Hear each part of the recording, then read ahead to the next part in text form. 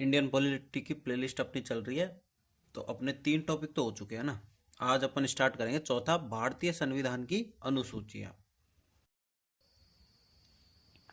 भारतीय संविधान की अनुसूचियां। भारतीय संविधान में कुल 12 अनुसूचियां हैं, किंतु मूल संविधान में 8 अनुसूचियां थी।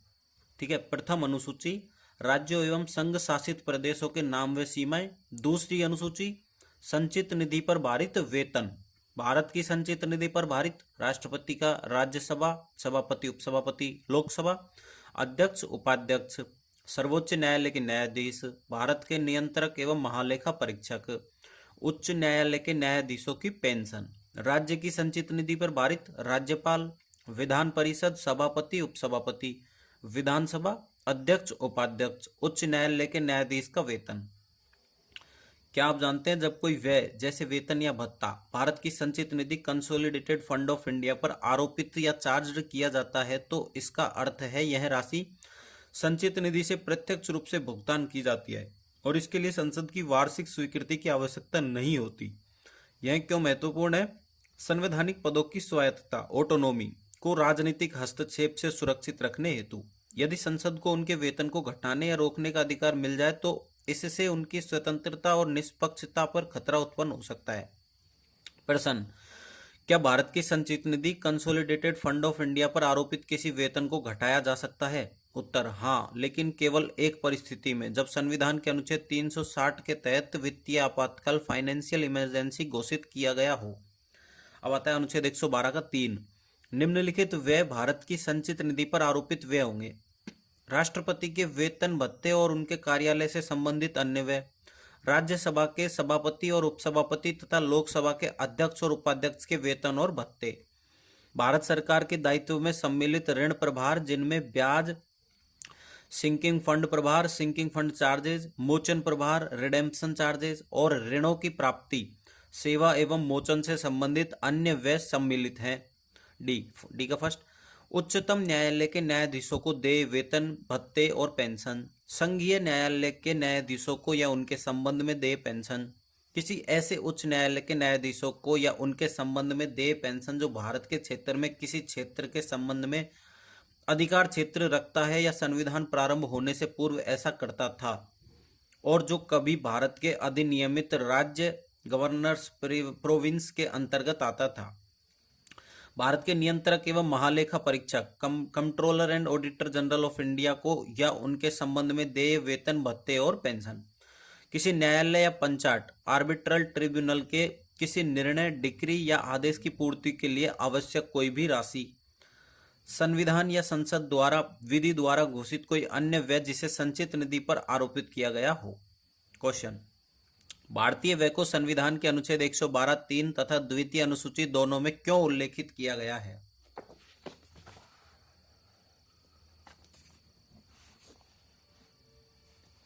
द्वितीय अनुसूची को वेतन एवं भत्तों के नियम पुस्तक के रूप में समझा जा सकता है, जो यह स्पष्ट रूप से वर्णित करती है कि संबंधित पदाधिकारियों को कितनी राशि तथा किस प्रकार के लाभ प्रदान किए जाते हैं। आधार, अनुच्छेद द्वितीय अनुसूची। आधार, उद्देश्य, आरोपित व्यय, चार्ज्ड एक्सपेंडिचर की श्रेणियां निर्धारित करता है। वेतन एवं सेवा शर्तों का विवरण प्रदान करती है। स्वरूप, वित्तीय प्रकार, वित्तीय प्रक्रिया, बजट से संबंधित, सेवा की शर्तें, संवैधानिक पदों से संबंधित विवरण। आधार, भूमिका, अनुच्छेद 112(3) में भुगतान के लिए संवैधानिक संरक्षण प्रदान करता है। द्वितीय अनुसूची में राशियों तथा अधिकारों को निर्दिष्ट करती है। तीसरी अनुसूची, शपथ का प्रारूप, संघ, यूनियन, सांसद पद के उम्मीदवार, सांसद सदस्य, मंत्री की 2 प्रकार की सदस्य शपथ होती है, एक तो पद की, एक गोपनीयता की। अनुच्छेद 75(4) में सर्वोच्च न्यायालय के न्यायाधीश, भारत के नियंत्रक एवं महालेखा परीक्षक, राज्य स्टेट, विधानसभा एमएलए, विधान परिषद एमएलसी उम्मीदवार, विधानसभा एमएलए, विधान परिषद एमएलसी सदस्य, मंत्री 2 प्रकार के, पद की और गोपनीयता की, उच्च न्यायालय के न्यायाधीश। ठीक है। नोट, राष्ट्रपति की शपथ का प्रारूप अनुच्छेद 60 में, उपराष्ट्रपति की शपथ का प्रारूप अनुच्छेद 69 में, राज्यपाल की शपथ का प्रारूप अनुच्छेद 159 में। पीठासीन अधिकारियों की पृथक से कोई शपथ नहीं होती है, जैसे लोकसभा का अध्यक्ष और उपाध्यक्ष की कोई शपथ नहीं होती, विधानसभा के अध्यक्ष उपाध्यक्ष की भी नहीं होती। उच्चतम न्यायालय के न्यायाधीश एवं कैग की शपथ का प्रारूप एक समान होता है। चौथी अनुसूची, राज्य एवं केंद्र शासित प्रदेशों के लिए राज्यसभा में सीटों का आवंटन। सोचिए, संविधान की चतुर्थ अनुसूची 4th शेड्यूल में राज्यसभा सदस्यों की अलग सूची क्यों दी गई है, जबकि लोकसभा के लिए नहीं है। राज्यसभा काउंसिल ऑफ स्टेट्स में प्रत्येक राज्य और केंद्र शासित प्रदेश से चुने जाने वाले सदस्यों की संख्या भिन्न होती है और यह मुख्यतः संबंधित राज्य या केंद्र शासित प्रदेश की जनसंख्या के अनुपात में निर्धारित होती है। अतः संविधान की चतुर्थ अनुसूची में एक सारणीबद्ध आवंटन दिया गया है, जिसमें प्रत्येक राज्य केंद्र शासित प्रदेश से राज्यसभा के लिए सदस्यों की संख्या स्पष्ट रूप से दर्शाई गई है। Lok Sabha house of the people के सदस्यों की संख्या राज्यों की जनसंख्या के आधार पर निर्धारित होती है, लेकिन प्रत्येक लोकसभा सदस्य एक विशिष्ट निर्वाचन क्षेत्र कॉन्स्टिट्यूएंसी का प्रतिनिधित्व करता है और इन निर्वाचन क्षेत्रों की सूची व परिसीमन डिलिमिटेशन समय समय पर परिसीमन आयोग द्वारा निर्धारित किया जाता है और यह विवरण संविधान की किसी अनुसूची में स्थायी रूप से नहीं दिया गया है। 5वीं अनुसूची, अनुसूचित क्षेत्रों एवं अनुसूचित जनजातियों के प्रशासन तथा नियंत्रण से संबंधित प्रावधान। इसमें 10 राज्य शामिल हैं। राजस्थान,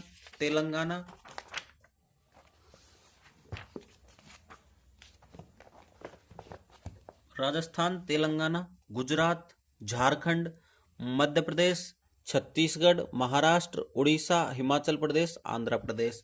नोट, 5वीं एवं 6ठी अनुसूची से यूपीएससी में डेप्थ प्रश्न पूछे जाते हैं। हालांकि आरपीएससी में ऐसे प्रश्न नहीं पूछे गए, लेकिन पढ़ेंगे। पहला है अनुच्छेद का क्षेत्राधिकार। अनुच्छेद 244(1) 5वीं अनुसूची को असम, मेघालय, त्रिपुरा एवं मिजोरम को छोड़कर सभी राज्यों में अनुसूचित क्षेत्रों एवं अनुसूचित जनजातियों के प्रशासन एवं नियंत्रण पर लागू किया गया है। उपयुक्त 4 राज्यों में 6ठी अनुसूची लागू होती है। अनुसूचित क्षेत्र, अनुसूचित क्षेत्रों की घोषणा भारत के राष्ट्रपति द्वारा की जाती है। ऐसी घोषणा से पूर्व संबंधित राज्य के राज्यपाल से परामर्श करना अनिवार्य होता है। यद्यपि अनुसूचित क्षेत्र की अधिसूचना हेतु कोई संवैधानिक मापदंड निर्दिष्ट नहीं है, तथापि व्यवहार में निम्नलिखित मापदंडों को स्वीकार किया गया है। जनजातीय जनसंख्या 50% या उससे अधिक हो, क्षेत्र का सघन एवं न्यायसंगत आकार हो, क्षेत्र विकास की दृष्टि से पिछड़ा हो, आसपास के क्षेत्रों की तुलना में आर्थिक विषमता विद्यमान हो। राज्यपाल की शक्तियां, राज्यपाल को अनुसूचित क्षेत्रों में शांति एवं सुशासन सुनिश्चित करने हेतु विनियम रेगुलेशंस बनाने की शक्ति प्राप्त है, जिनके अंतर्गत वह जनजातीय भूमियों के गैर जनजातियों को अंतरण ट्रांसफर को प्रतिषेध या सीमित कर सकते हैं। अनुसूचित जनजातियों को ऋण प्रदान करने की गतिविधियों को विनियमित कर सकते हैं। ऐसे विनियमों के माध्यम से राज्य विधान द्वारा अधिनियमित विधियों को अनुसूचित क्षेत्रों में अप्रभावी घोषित कर सकते हैं। राज्यपाल को अनुसूचित क्षेत्रों के प्रशासन से संबंधित वार्षिक प्रतिवेदन राष्ट्रपति को प्रेषित करना अनिवार्य है। जनजातीय सलाहकार परिषद TAC, प्रत्येक ऐसे राज्य में जहां अनुसूचित क्षेत्र अधिसूचित है वहां जनजातीय सलाहकार परिषद का गठन अनिवार्य है। यह परिषद अनुसूचित जनजातियों के कल्याण एवं उन्नयन से संबंधित विषयों पर राज्यपाल को परामर्श देती है। संरचना परिषद में अधिकतम 20 सदस्य हो सकते हैं, जिनमें से 3/4 75% सदस्य राज्य की विधानसभा के अनुसूचित जनजाति वर्ग के निर्वाचित सदस्य होने चाहिए। राष्ट्रपति की शक्तियां, किसी क्षेत्र को अनुसूचित क्षेत्र घोषित करना, अनुसूचित क्षेत्रों की सीमाओं में परिवर्तन, वृद्धि अथवा न्यूनन करना, किसी विद्यमान अनुसूचित क्षेत्र को रद्द, रिसाइंड अथवा पुनर्परिभाषित रीडिफाइन करना। अनुसूची में संशोधन, 5वीं अनुसूची में संशोधन केवल संसद द्वारा विधि के माध्यम से किया जा सकता है। इसके लिए अनुच्छेद 368 के अंतर्गत विशेष संशोधन प्रक्रिया की आवश्यकता नहीं होती। यह एक गैर संवैधानिक संशोधन नॉन कॉन्स्टिट्यूशनल अमेंडमेंट है, अर्थात इसके लिए विशेष बहुमत की आवश्यकता नहीं होती, जबकि 6ठी अनुसूची में संशोधन हेतु संविधान संशोधन आवश्यक है। 6ठी अनुसूची, अनुच्छेद 244(2) 6ठी अनुसूची का संबंध पूर्वोत्तर भारत के 4 राज्यों में स्थित जनजातीय क्षेत्रों के प्रशासन से है।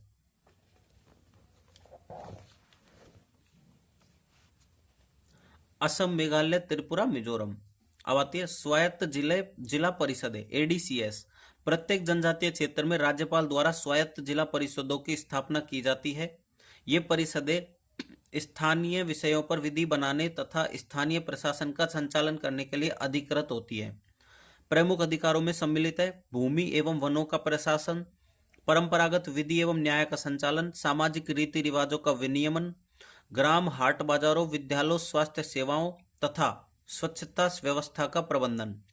जिला परिषदों की संरचना, अधिकतम सदस्य संख्या 30 सदस्य, इनमें से 26 सदस्य जनता द्वारा निर्वाचित किए जाते हैं, 4 सदस्य राज्यपाल द्वारा नामित किए जाते हैं, कार्यकाल 5 वर्ष।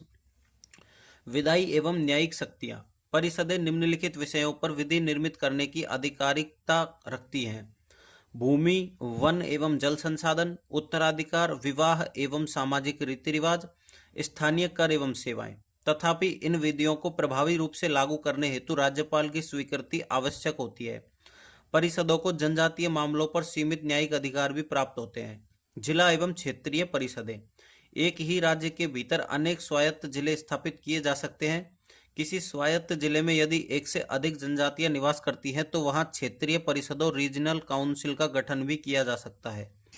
वित्तीय शक्तियां, परिषदों को कर, शुल्क, उपकर आदि एकत्रित करने का अधिकार प्राप्त है। इन्हें राज्य सरकार से अनुदान, ग्रांट्स एंड एड प्राप्त होते हैं। सीमाएं एवं पुनरीक्षण, परिषदों द्वारा लिए गए निर्णय अनुच्छेद 226 तथा 32 के अंतर्गत न्यायिक पुनर्वलोकन जुडिशियल रिव्यू के अधीन होते हैं। करंट अफेयर्स, हाल ही में लद्दाख द्वारा छठी अनुसूची में शामिल किए जाने की मांग की जा रही है। संसद अथवा राज्यपाल द्वारा विधायी प्रक्रिया के माध्यम से परिषदों में परिवर्तन या उन्हें भंग किया जा सकता है।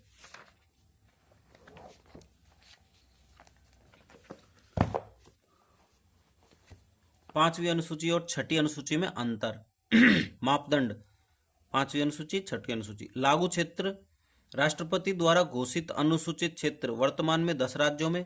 छठी अनुसूची में असम, मेघालय, त्रिपुरा, मिजोरम के जनजातीय क्षेत्र। प्रशासनिक निकाय, जनजातीय सलाहकार परिषद, ट्राइब्स एडवाइजरी काउंसिल TAC, स्वायत्त जिला परिषद, ऑटोनोमस डिस्ट्रिक्ट काउंसिल ADCS और क्षेत्रीय परिषद ARCS। शक्तियां, पांचवी में सीमित कार्यपालिका शक्तियां जो राज्य विधानसभा द्वारा बनाई जाती है।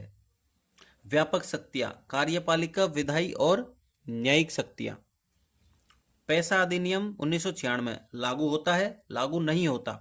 सरल कानून से संशोधन, हाँ नहीं। अनुच्छेद 368 की आवश्यकता, नहीं हाँ। 7वीं अनुसूची, संघ व राज्यों के माध्यम से संघ व राज्यों के मध्य शक्तियों का विभाजन।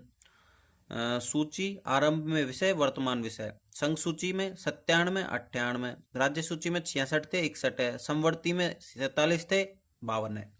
42वें संविधान संशोधन अधिनियम 1976 के माध्यम से राज्य सूची से 5 विषयों की समवर्ती सूची में स्थानांतरित किया गया। ट्रिक, FEW, JAW, फ्यूजा, क्लास थे, वो तो क्लास में होगा है ना। वन, वन्यजीव, न्यायिक प्रशासन, शिक्षा, नापतोल की इकाइयां। 8वीं अनुसूची, संविधान द्वारा मान्यता प्राप्त भाषाएं। मूल रूप से 14 भाषाएं थी, किंतु वर्तमान में 22 भाषाएं हैं। पहली असमिया, बांग्ला, गुजराती, हिंदी, कन्नड़, कश्मीरी, मलयालम, मराठी, उड़ीसा, पंजाबी, संस्कृत, तमिल, तेलुगु, उर्दू। वर्ष 2011 में उड़िया का नाम बदलकर ओडिया कर दिया गया। 96वां संविधान संशोधन। सिंधी 15वीं भाषा के रूप में 21वें संविधान संशोधन 1967 द्वारा जोड़ी गई। कोंकणी, मणिपुरी, नेपाली 71वें संविधान संशोधन 1992 द्वारा लागू। बोडो, डोगरी, मैथिली, संथाली 92वें संविधान संशोधन 2003 द्वारा।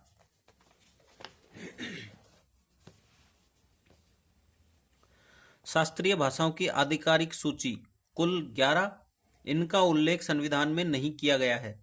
भारत सरकार संस्कृति मंत्रालय द्वारा निम्नलिखित 11 भाषाओं को शास्त्रीय भाषा के रूप में मान्यता प्रदान की गई है। पहली है तमिल, वर्ष 2004 में मान्यता प्राप्त। दूसरी संस्कृत, वर्ष 2005। तीसरी कन्नड़, वर्ष 2008। चौथी है तेलुगु, वर्ष 2008। पांचवी मलयालम, वर्ष 2013। छठी ओडिया, वर्ष 2014। सातवीं असमिया, वर्ष 2024। आठवीं बांग्ला, वर्ष 2024। मराठी 24, पाली 24, प्राकृत 24। 9वीं अनुसूची, यह प्रथम संविधान संशोधन 1951 ईस्वी द्वारा संविधान में जोड़ी गई। यदि किसी अधिनियम को इस अनुसूची में शामिल किया जाता है तो उसका न्यायिक पुनर्वलोकन नहीं किया जा सकता। जमींदारी व्यवस्था के उन्मूलन तथा भूमि सुधारों को लागू करने हेतु संसद द्वारा पारित अधिनियमों के संरक्षण के लिए इस अनुसूची का प्रावधान किया गया था। आरंभ में इसमें 13 अधिनियम थे, किंतु कालांतर में इनकी संख्या 284 हो गई। IR कोएल्हो बनाम तमिलनाडु वाद 2007। सर्वोच्च न्यायालय ने निर्णय दिया कि 24 अप्रैल 1973 के बाद जो भी अधिनियम 9वीं अनुसूची में रखे गए हैं उनका न्यायिक पुनर्अवलोकन किया जा सकता है। 24 अप्रैल 1973 को केशवानंद भारतीवाद का निर्णय दिया गया था, जिसमें 9वीं अनुसूची यह प्रथम संविधान संशोधन 1951 ईस्वी द्वारा संविधान में जोड़ी गई। यदि किसी अधिनियम को इस अनुसूची में शामिल किया जाता है तो उसका न्यायिक पुनर्अवलोकन नहीं किया जा सकता। जमींदारी व्यवस्था के उन्मूलन तथा भूमि सुधारों को लागू करने हेतु संसद द्वारा पारित अधिनियमों के संरक्षण के लिए इस अनुसूची का प्रावधान किया गया था। आरंभ में इसमें 13 अधिनियम थे, किंतु कालांतर में इनकी संख्या 284 हो गई। ठीक है, 13 अधिनियम फिर 13 अधिनियम थे, किंतु कालांतर में इनकी संख्या 284 हो गई। IR कोएल्हो बनाम तमिलनाडु वाद 2007। सर्वोच्च न्यायालय ने निर्णय दिया कि 24 अप्रैल 1973 के बाद जो भी अधिनियम 9वीं अनुसूची में रखे गए हैं उनका न्यायिक पुनर्अवलोकन किया जा सकता है। 24 अप्रैल 1973 को केशवानंद भारतीवाद का निर्णय दिया गया था, जिसमें न्यायिक पुनर्अवलोकन को संविधान का बुनियादी ढांचा माना गया। बुनियादी ढांचे की अवधारणा इसी वाद के निर्णय के बाद से अस्तित्व में आई। 10वीं अनुसूची दल बदल विरोधी प्रावधान अनुच्छेद 102(2) एवं अनुच्छेद 191(2). यह 52वें संविधान संशोधन 1985 ईस्वी द्वारा संविधान में जोड़ी गई। इसमें दल बदल के आधार पर संसद तथा विधानसभा विधान परिषद के सदस्यों की निर्हरता से संबंधित प्रावधान है। यदि कोई सदस्य चुनाव पश्चात दल बदलता है तो उसकी सदन की सदस्यता समाप्त हो जाएगी। निर्दलीय सदस्य किसी दल में शामिल नहीं हो सकता। मनोनीत सदस्य 6 महीने के भीतर किसी दल में शामिल हो सकते हैं। यदि कोई सदस्य व्हिप का उल्लंघन करता है तथा उसका राजनीतिक दल से 15 दिन के भीतर क्षमा नहीं करता तो वह सदन की सदस्यता खो देगा। भारतीय संविधान किसी कानून अथवा संसद की प्रक्रिया और आचरण के नियमों में व्हिप शब्द का कहीं भी उल्लेख नहीं है। भारत की संसदीय प्रणाली में व्हिप की अवधारणा और पद पूर्णतः परंपरागत कन्वेंशन बेस्ड है, जो ब्रिटिश संसदीय परंपरा से प्राप्त हुए हैं। यद्यपि 10वीं अनुसूची दल बदल विरोधी कानून में राजनीतिक दलों द्वारा जारी निर्देशों डायरेक्शंस का उल्लेख किया गया है, जो सामान्यतः व्हिप प्रणाली के माध्यम से लागू किए जाते हैं। तथापि स्वयं व्हिप शब्द का इस अनुसूची में कोई स्पष्ट उल्लेख नहीं है। अतः व्हिप शब्द एवं पार्टी व्हिप का पद किसी भी प्रकार की संवैधानिक या विधिक मान्यता प्राप्त नहीं करता, किंतु व्यवहार में ये विधानमंडलों में पार्टी अनुशासन बनाए रखने हेतु अत्यंत महत्वपूर्ण भूमिका निभाते हैं। अपवाद 91वां संविधान संशोधन अधिनियम 2003 के अनुसार यदि किसी दल के 2/3 सदस्य एक साथ दूसरे दल में शामिल हो तो इसे दल बदल नहीं माना जाएगा, बल्कि पार्टी में विघटन माना जाएगा। लेकिन ये सदस्य नया राजनीतिक दल नहीं बना सकते। दल बदल का अंतिम निर्णय सदन के अध्यक्ष या सभापति करते हैं। सेक्शन 6 उसका निर्णय अंतिम होगा। दल बदल विरोधी कानून 10वीं अनुसूची के प्रावधान सदन के पीठासीन अधिकारी प्रिसाइडिंग ऑफिसर जैसे कि अध्यक्ष या सभापति पर लागू नहीं होते।